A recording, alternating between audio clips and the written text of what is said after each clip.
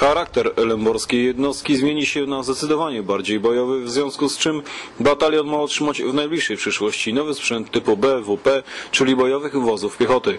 Na razie zmiana jest tylko w nazwie i kolorze beretów.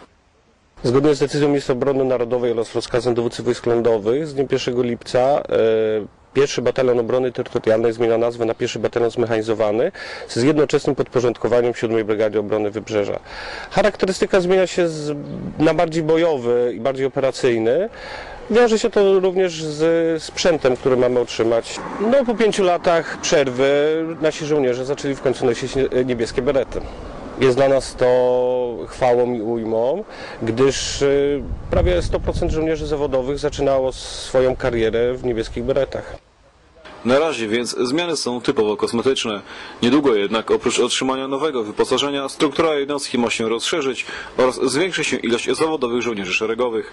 Wszystkie pozostałe zmiany wprowadzane będą jak to w wojsku z systematyczną konsekwencją.